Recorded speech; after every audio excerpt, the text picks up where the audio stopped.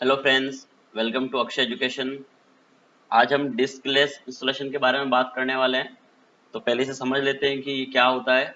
Diskless installation का मतलब ये होता है कि हमारे क्लाइंट पे हमारे को किसी भी तरह की हार्ड डिस्क की रिक्वायरमेंट नहीं होती है। हम बिना हार्ड डिस्क के ही उसके अंदर ओएस चला सकते हैं। उसे बोलते हैं डिस्कलेस इंस्टॉलेशन। उसके कुछ एडवांटेज मैंने यहाँ दिखा रखे हैं आपको। एडवांटेज और भी हैं, बट यहाँ मैंने आपको तीन ही बताए हैं।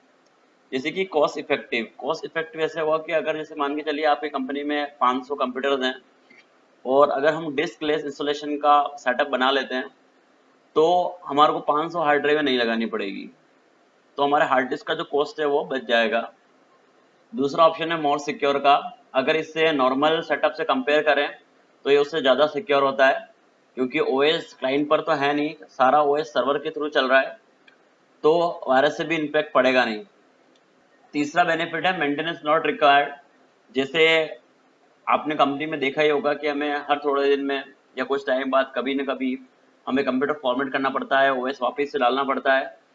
अगर हम डिस्कलेस इंस्टॉलेशन कर रहे हैं तो क्लाइंट पर ओएस तो चल ही नहीं रहा है, ओएस तो हमारा सर्वर से चल रहा है, तो उसे चलता रहेगा और ओएस करप्ट भी नहीं होगा। तो फिर स्टार्ट करते हैं। इसके लिए मैंने यहाँ पे दो चीज़ें ली हैं। एक सर्वर लिया है जिसके अंदर हम दो रोल इंस्टॉल करेंगे, डीएचसीपी और डब्ल्यूडीएस, और हमारे को एक आईएसओ फाइल चाहिए ओएस की। और मैंने एक क्लाइंट मशीन तैयार करी है जिसका जो लेन कार्ड होना चाहिए वो पीएक्सी बूट रोम होना चाहिए। पीएक्सी बूट रोम का मतलब होता है कि जो आपका क्लाइंट है वो नेटवर्क से बूट होने वाला होना चाहिए। अगर नेटवर्क से बूट नहीं होता है तो आपको लेन कार्ड चेंज करने की रिक्वायरमेंट है। वैसे तो आजकल के नए सिस्टम में सब में पीएक्सी बूट रोम बाय डिफॉल्ट आता ही है। और आपको एक सिस्टम चाहिए क्लाइंट के लिए जिसके अंदर हार्ड डिस्क नहीं हो। ठीक है, तो ये मैं आपको पहले दिखा देता हूँ। ये मेरा सर्वर है जिसके अंदर अभी कुछ भी नहीं कर रखा है, सिर्फ नॉर्मल सर्वर है जिसके अंदर सिर्फ आईपी और उसका नेम डिफाइन कर रखा है। डीएचसीपी और डब्ल्यूडीएस हम अब कॉन्फ़िगर करेंगे। और क्लाइंट जो है मेरा वो दिखा देता हूँ आपको। मैंने यहाँ पे वर्चुअल मशीन का एक क्लाइंट ले रखा है जिसके अंदर सिर्फ रैम, सीपीयू और लेन है, हार्ड डिस्क इसके अंदर नहीं है। अगर मैं अभी इस मशीन को ऑन भी करता हूँ तो ऑन करके आपको दिखा देता हूँ। इसके अंदर भी कोई ओएस चलने वाला है नहीं, क्योंकि इसके अंदर कोई ओएस है ही नहीं। देखिए अभी एरर भी दे दिया है इसने कि कोई आईपी नहीं मिला, कुछ भी नहीं, और operating system not found. Clear.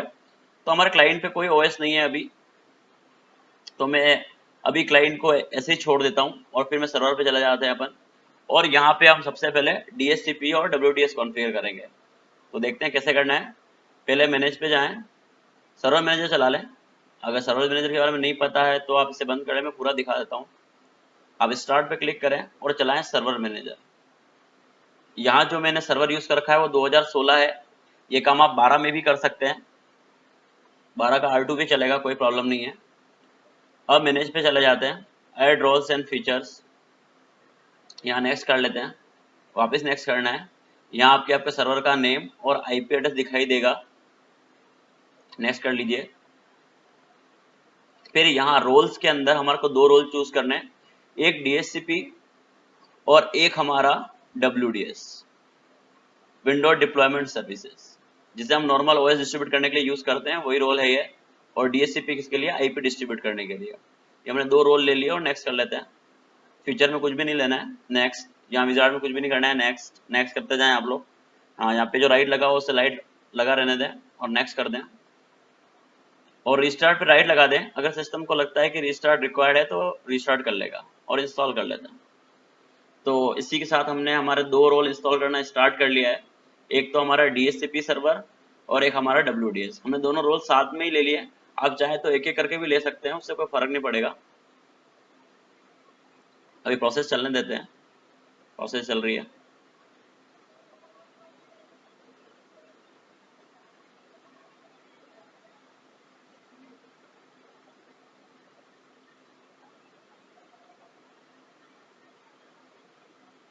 With in 1 minute के अंदर इंस्टॉल हो जाता है, ज़्यादा टाइम कंज्यूम नहीं करता है। अगर आपका सर्वर अच्छा कॉन्फ़िगरेशन का है तो जल्दी हो जाएगा।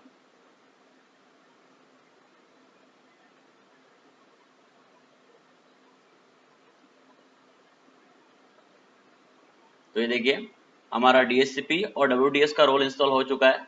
और हमारा डीएचसीपी का कुछ कॉन्फ़िगरेशन है वो हम कंप्लीट कर लेते हैं यहाँ से, कंप्लीट डीएचसीपी कॉन्फ़िगरेशन पे क्लिक करके। तो यहाँ मैंने क्लिक कर दिया है। और कमिट कर देता हूँ। यहाँ पे आपको डन का मैसेज दिखाई देगा, ये आपको हमेशा ध्यान रखना है, डन आना चाहिए यहाँ पे, और क्लोज कर दें। तो अभी हमारे दोनों रोल इंस्टॉल हो गए हैं, लेकिन कॉन्फ़िगर करना बाकी है। तो सबसे पहले हम DHCP इंस्टॉल कर लेते हैं, सॉरी कॉन्फ़िगर कर लेते हैं। टूल्स पे क्लिक कर लिया और DHCP चला लेते हैं।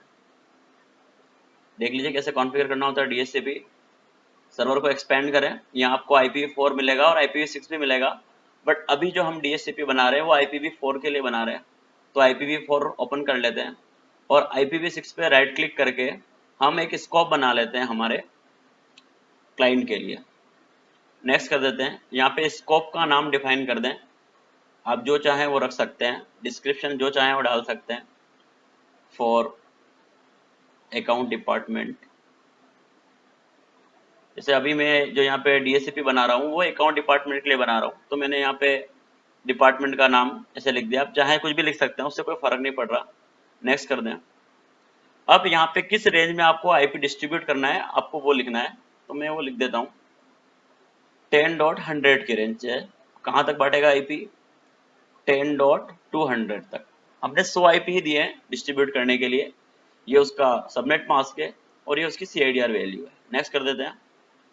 यहाँ पे आपने जो पीछे रेंज दिया है, अगर आपको उस रेंज में से कुछ IP आपको एक्सक्लूशन में डालने हैं तो आप डाल सकते हैं। जैसे मुझे यहाँ कुछ भी नहीं डालना है तो मैं नेक्स्ट कर देता हूँ। जो उसका लीस्ट टाइम है, जो डिफॉल्ट है उसे रहने देते हैं, नेक्स्ट कर देते हैं। यहाँ पे भी एज इट इज जो है उसे छोड़ देंगे और नेक्स्ट कर देंगे। अब यहाँ पे हम डिफॉल्ट गेटवे डाल देंगे कि क्लाइंट को डिफॉल्ट गेटवे में क्या IP मिलना चाहिए। लाइक अगर मेरे क्लाइंट को IP मिलना चाहिए तो उसको 10.1 मिलना चाहिए, तो मैंने यहाँ पे डिफाइन कर दिया कि इसको 10.1 मिले। नेक्स्ट कर देते हैं। DNS का कोई रिक्वायरमेंट नहीं है अभी हमारे को यहाँ पे, अगर हो तो आप DNS डाल सकते हैं। नेक्स्ट कर देते हैं। विन सर्वर में कुछ भी कॉन्फ़िगर नहीं करना है, नेक्स्ट कर दें। और अभी ये पूछ रहा है आपको ये जो स्कोप है उसको अभी एक्टिव करना है या बाद में? हमें अभी करना है, तो मैं अभी कर देता हूँ और फिनिश कर देता हूँ। तो आप देखेंगे कि यहाँ पे एक नया फोल्डर बन गया है स्कोप के नाम से, यहाँ आपका स्कोप बन चुका है। एड्रेस लिस्ट में आपको दिखाई देगा कि किस क्लाइंट को क्या IP मिला है। तो अभी हमने किसी क्लाइंट को IP प्रोवाइड कराया नहीं है, तो इसलिए यहाँ पे कोई भी इंफॉर्मेशन आ नहीं रही है। और एड्रेस पूल में आपने क्या रेंज डिफाइन किया है वो रेंज यहाँ पे लिखी हुई है। तो हमारा DHCP तो रेडी हो गया है, लेकिन अभी जो DHCP रेडी हुआ है वो सिर्फ लोकल क्लाइंट के लिए हुआ है, बूट के लिए नहीं हुआ है। तो हम उसे बूट के लिए भी कॉन्फ़िगर कर लेते हैं। देखो कैसे कॉन्फ़िगर करेंगे। बूट के लिए क्या करना पड़ता है, ये आपका जो स्कोप है इसके ऊपर राइट क्लिक करें और प्रॉपर्टी में चले जाएं। यहाँ आपको एडवांस में एक ऑप्शन दिखाई देगा DHCP, बूट P और बोथ। अगर आप DHCP करते हो तो ये उस केस के लिए कि जब आपके सारे क्लाइंट नॉर्मल चल रहे हैं, सबके अंदर OS है और उनको IP रिक्वायर्ड है, तो उसके लिए।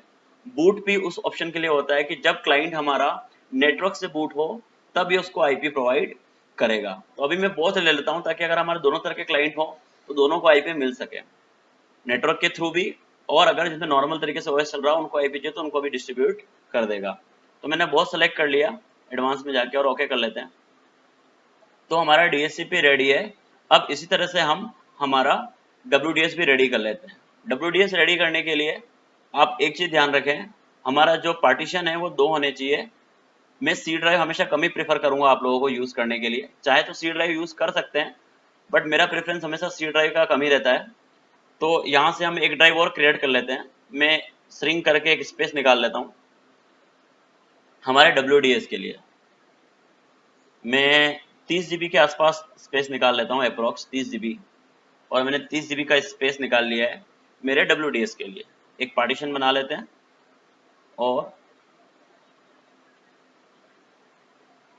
और मैं इसका नाम डिफाइन कर देता हूँ कि ये मैंने किसके लिए बना रखा है।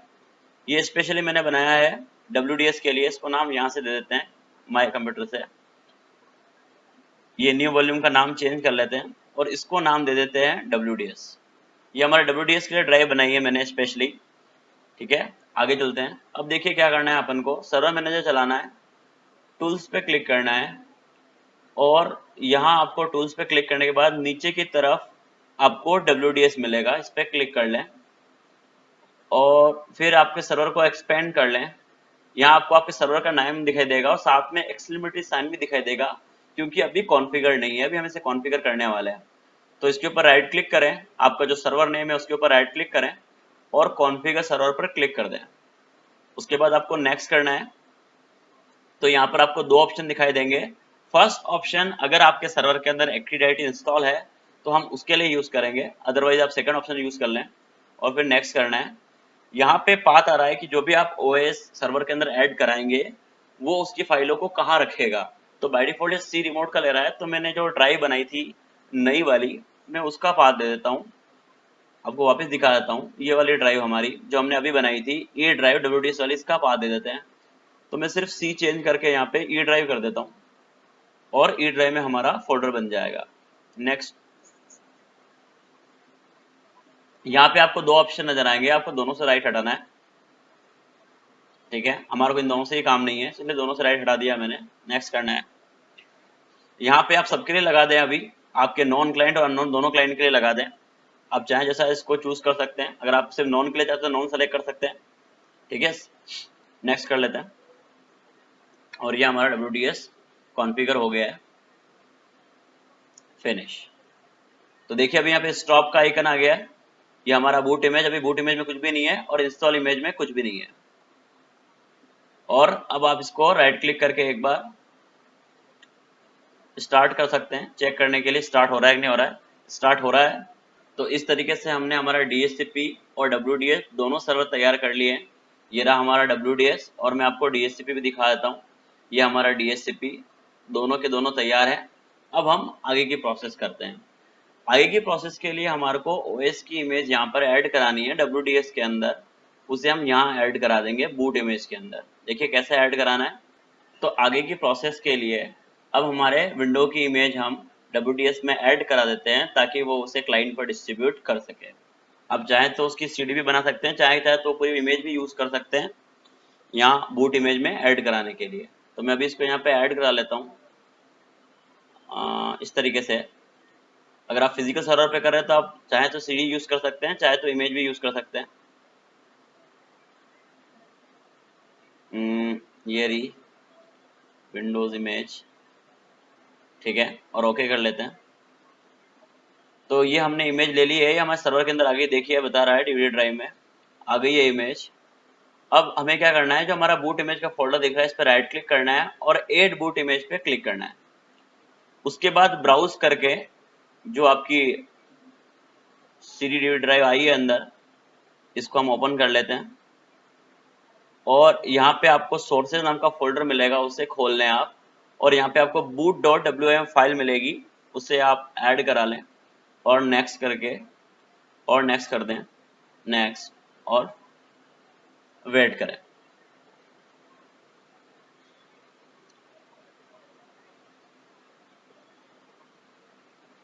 ठीक है, तो ये हमारी ये इमेज ऐड हो चुकी है। फिनिश कर लेते हैं। तो देखिए यहाँ पे एक इमेज आ जाएगी आपके पास। ठीक है, अब हम इसे क्लाइंट पर चेक कर लेते हैं कि ये क्लाइंट पर डिस्ट्रीब्यूट कर पा रहा है या नहीं कर पा रहा है। तो मैं क्लाइंट पे जाता हूँ और इसको कंट्रोल अल्टर डिलीट करके एक बार नेटवर्क से वापस बूट करा कर देखते हैं। तो मैंने ये रीस्टार्ट किया और मैं इसको हमारे लेन कार्ड से बूट करा लेता हूँ। अगर सब सही किया है तो ये बूट हो जाएगा। ये बूट हो गया और चेक कर लेते हैं कि हमारा OS चल रहा है या नहीं चल रहा है।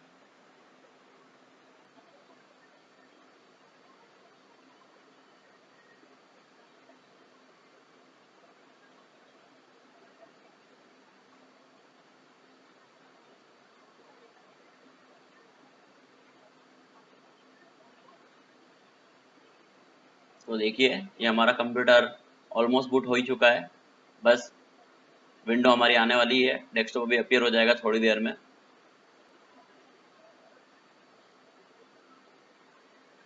ये देखिए पूरा OS हमारा लोड हो चुका है। ये बिल्कुल हमारा नॉर्मल जैसा विंडो होता है उसी के जैसा ही है, बिल्कुल ही सारी चीज़ें यहाँ पे एज इट इज़ हैं। मैं आपको इसका लेन कार्ड भी दिखा देता हूँ। ये देखिए इसका लेन कार्ड भी आपका वर्क कर रहा है। तो आप चाहें तो इसको नेटवर्क में जैसे हम नॉर्मल क्लाइंट्स को यूज़ करते हैं उससे यूज़ कर सकते हैं। जैसे मैं आपको सर्वर का फोल्डर एक्सेस करके दिखा देता हूँ, // और सर्वर का नाम था हमारा SRVR01। तो ये देखिए उसका फोल्डर में भी एक्सेस कर पा रहा हूँ। दैट मीन्स इसमें नेटवर्क भी प्रॉपर तरीके से वर्क कर रहा है। ये देखिए उसका जो शेयर फोल्डर था WDS वाला वो एक्सेस हो गया है हमारा। दैट मीन्स हमारा नेटवर्क भी प्रॉपर चल रहा है, एक प्रॉपर जैसा हमारा नॉर्मल OS होता है उसी तरह से चलेगा। तो आप ऐसे इसको यूज़ कर सकते हैं। नॉर्मल ओएस की तरह विदाउट हार्ड डिस्क के। अभी सिस्टम में हमारे पास हार्ड डिस्क नहीं है, फिर भी हम हमारा ओएस को यूज कर पा रहे हैं। सर्वर में चल के आपको मैं वेरीफाई करा देता हूँ। ये देखिए हमारा सर्वर ये रहा। सर्वर में आप अगर DHCP में जाएंगे तो आपको इसकी एंट्री मिलेगी, मैं आपको दिखा देता हूँ। ये स्कोप को एक्सपेंड कर लेते हैं। एड्रेस डिटेल्स में जाएंगे तो देखिए 10 और 100 का IP दिया है इसने हमारे उस क्लाइंट को अभी जस्ट। तो इस तरीके से हम विदाउट हार्ड डिस्क के हमारे क्लाइंट में OS चला सकते हैं without any third party software. आपने जो डिफॉल्ट टूल्स आते हैं विंडोज सर्वर के अंदर और विंडोज के अंदर, उसी से आपका काम हो जाएगा। आपको किसी भी थर्ड पार्टी सॉफ्टवेयर की रिक्वायरमेंट नहीं है। तो फ्रेंड्स, अगर आपको वीडियो अच्छा लगा हो तो शेयर करते रहें, सब्सक्राइब करते रहें, लाइक करते रहें। Thanks for watching.